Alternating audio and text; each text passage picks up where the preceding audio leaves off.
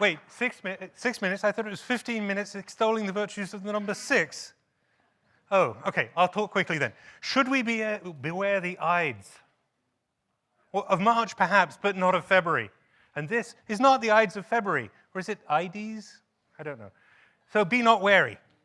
Instead, let us celebrate the Ides on our side. And as an aside, Ides with an A gives us ideas. Before we really get started, let me note that the organizers have already made my case for me. I'm speaking on the benefits of 15, how wonderful it is. They called it G4G15. What higher plaudit could 15 get? And they gave us all this gift. Although I'm sure my esteemed colleague and disputant will point out that there were not enough tiles to put all the letters on. And they seem to have intentionally made it hard to solve. But thanks to Henry Siegerman's talk, we now know how to get round to solving it. But let us really get started. Alphabetically, what can we say about 15? Yes, the 15th letter of the alphabet is O, so 15 is an advanced form of nothing. In tennis, of course, love means nothing. But 15 is better than love. In binary, 15 is wonderful. In hexadecimal, it's F. You may think that's bad, but I think it's lit as F. Now, I expect that my esteemed opponent will attempt some sick phosphorus burns, but I would like to remind him that this is the 15th gathering for Gardner. The first gathering was in 1993, so this is the first such gathering since Saturn has taken its tour around the sun. 15 years or so is only half an orbit, so I guess it's halfway. Now, in some cultures, of course, turning 15 is highly celebrated. Yeah? Anybody celebrate 15? Well, let's say happy quinceañera to G4G. It's not years, it's gatherings, but happy quinceañera. Mathematics. So I'm a math professor, so I'm going to tell you some mathematics, right? 15 is a semi-prime. It is the product of exactly two distinct primes. There are exactly 15 supersingular primes. And if you want to know what supersingular primes are, ask me, and then I'll have to kill you. Two of the supersingular primes, by the way, are 3 and 15. And 3 and 5, and 3 by 5 is 15.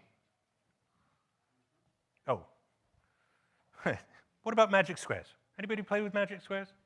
The simplest ones, of course, are 3 by 3. And every row, column, and diagonal adds up to 15 in such a magic square. Now, Matt Parker may eschew such simplicity. Look up Parker squares, they're wonderful. But I find it magical. Now, as marvelous as 15 is, I was running out of ideas. And inspired by Jim Gardner's talk yesterday, I turned to ChatGPT for help, and oh boy, was she helpful. Tell me some interesting facts about 15. And ChatGPT responds, 15 is the sum of the first 4 primes. It's the smallest odd composite number, and it's the third triangular number. True story. Let's see if we can help ChatGPT out. 15 is the sum of the first 4 primes? No. 2 plus 3 plus 5 plus 7 is what?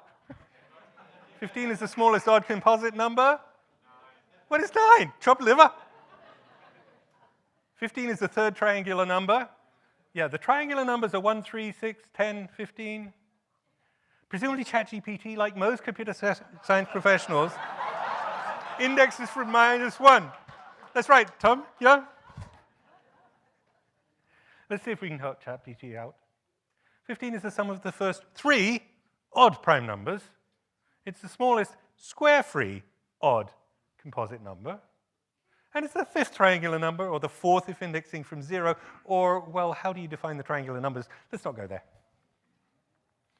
Back to reality and G4G.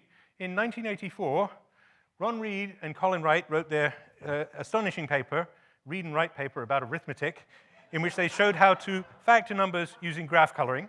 And 15 was the first number that they could factor. Ask Colin for more information. It's a lovely paper. Likewise, 15 is the smallest integer that Peter Shor's algorithm could factor. And we can generate some beautiful images too. Here are some pictures of the distribution of the eigenvalues of some families of 15 by 15 matrices. The moth, the sloth, and what's that one, Leslie? The bicorn. And if you want to know more about these, please ask the person who generated them, my student Leslie Sparr, who's sitting over there. Beautiful images, right? Thank you for your attention. I only have 35 seconds left. Thank you for your attention. Please vote yes on Proposition 15. We all know what Proposition 15 is. Euclid's Proposition 15. Parts have the same ratio as their equimultiples. Thank you for your attention.